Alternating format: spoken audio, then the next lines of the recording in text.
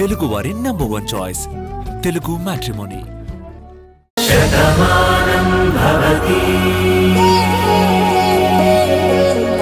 అజయ్, భాను కార్తిక్ వాళ్ళు వస్తున్నారు. వాళ్ళ ముందు ఇవేవే మాట్లాడుకో. అలాగే అమ్మా. అమ్మా భాను, మీ ఇద్దరూ మా ఇంటికి రావడం చాలా సంతోషంగా ఉంది. రండి, కూర్చోండి. బాగున్నారా? బాగున్నానక్క. ఇప్పుడు మీ ఒంట్లో ఎలా ఉంది అజయ్? బాగుంది సార్. మళ్ళీ ఇన్ని రోజులకి నేను బ్రతుకుతాను అని నమ్మకం వచ్చింది. చూడండి, ఒకప్పుడు మీరు ఏ చెడ్డ పనులైనా చేసుండొచ్చు, కానీ ఇప్పుడు మారిపోయావు. మారిపోయిన వాళ్ళ మీద ఎవరూ కోపాన్ని పెంచుకోరు. తప్పకుండా నీకు మంచి జరుగుతుందనుకున్నాను, అలాగే జరిగింది. భాను, ఇప్పుడు నీ ఆరోగ్యం ఎలా ఉంది? అసలు నాకేమైందని అందరూ నా గురించి ఎందుకు ఇంత ఆలోచిస్తున్నారు? మా ఇంట్లో కూడా అదే జరుగుతుంది. నాకేదో అయిపోయిందని, నాకు ఎలాంటి విషయాలు తెలియకూడదని నీలిమకి పెళ్ళైన విషయం కూడా నా దగ్గర దాచారు.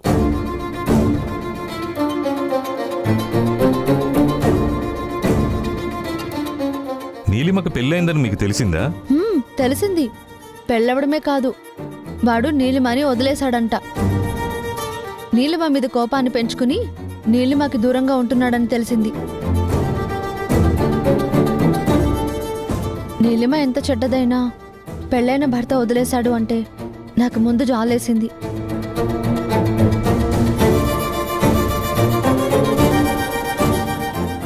కానీ తర్వాత తన బుద్ధి ఏంటో తెలుసు కదా, తనకిలాగే జరుగుతుందని నేనేమీ మాట్లాడలేకపోయాను. కానీ అదంతా నాకు తెలిస్తే నాకేదో అయిపోతుందని వీళ్ళందరూ భయపడి నా దగ్గర ఇన్ని రోజులు ఈ విషయాన్ని దాచారు. ఓ గొడవ వల్ల అది బయటపడింది.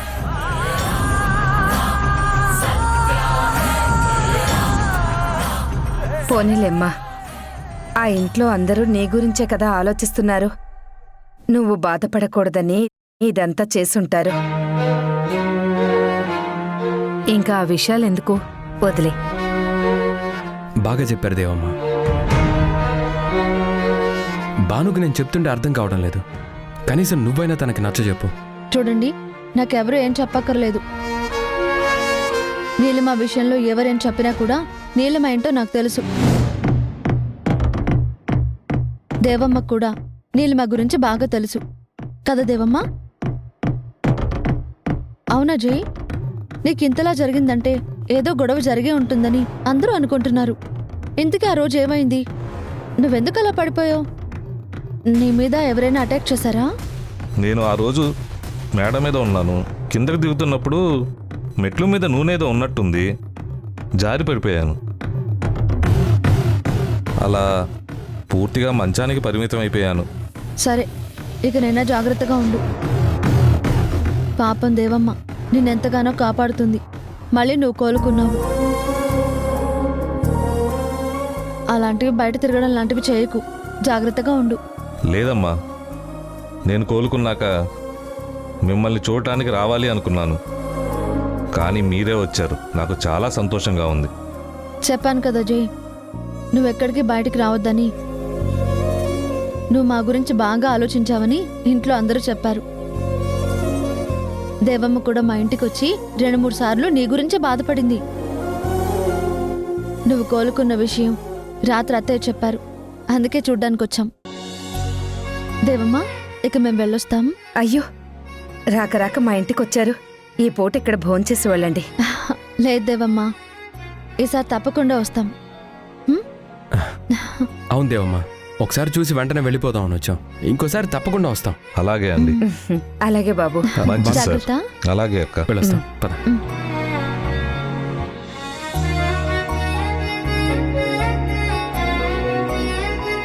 చూసావా అమ్మా, నీలిమకి కార్తీక్కి పెళ్ళయిందని బాణమ్మకి ఎవరూ చెప్పలేకపోయారు. ఆ విషయం తెలిస్తే తను తట్టుకోలేదని అందరూ భయపడ్డారు. ఆ ఇంట్లో అందరూ భాను గురించి ఆలోచిస్తున్నారు. ఆ నీలిమ మాత్రం దీన్ని అవకాశంగా తీసుకొని ఆ ఇంట్లోనే ఉండిపోతుంది. కార్తీక్ నా భర్త అని ఏదో ఒకరోజు భానుకు చెప్తుంది. మళ్ళీ తన కుట్రలు కుతంత్రాలు చేస్తుంది.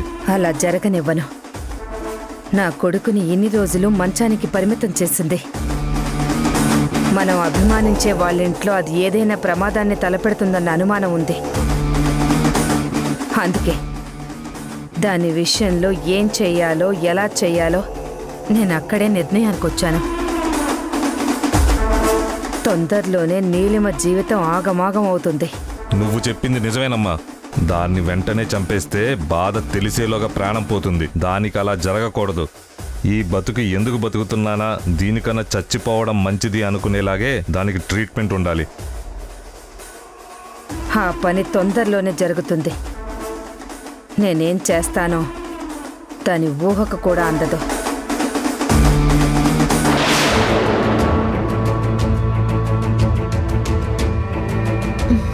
పోతమ్మా, అది తీయకూడదు.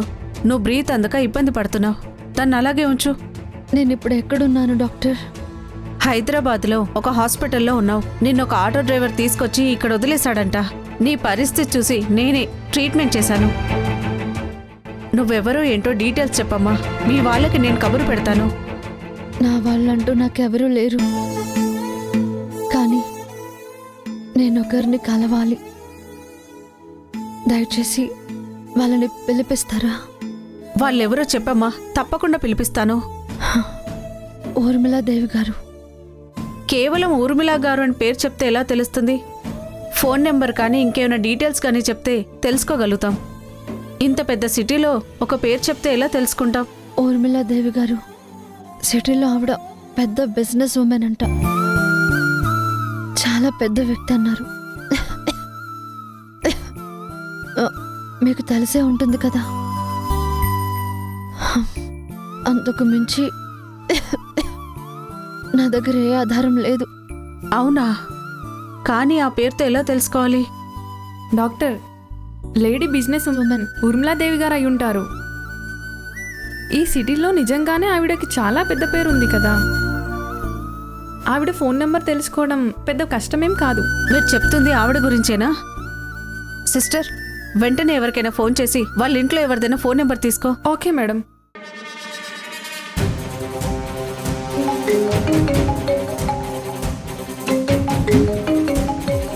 అమ్మ ఫోన్ రింగ్ అవుతుంది.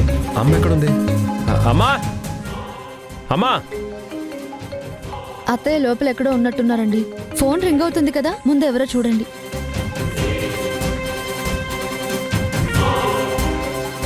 పేరు కూడా రావటం లేదు, ఓన్లీ నెంబర్ వస్తుంది.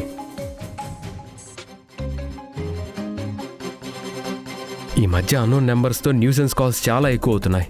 అలా లిఫ్ట్ చేయొద్దని చెప్తున్నారు కదా, వద్దులే. లేదండి, ఏదైనా అర్జెంట్ కాల్ అయితే వాళ్ళు ఇబ్బంది పడతారు కదా. అర్జెంట్ కాల్ ఎందుకు అవుతుంది? మనకు తెలిసిన వాళ్ళైతే అమ్మ ఫోన్లో ఆ పేరు ఫీడ్ అయి ఉంటుంది కదా, అవసరం లేదు.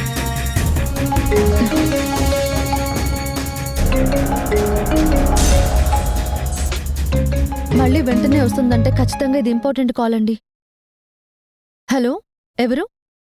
ఊర్మిళాదేవి గారా అండి మాట్లాడేది? అత్తయ్య లోపల ఉన్నారండి. నేను తన కోడల్ని మాట్లాడుతున్నాను. మీరెవరు?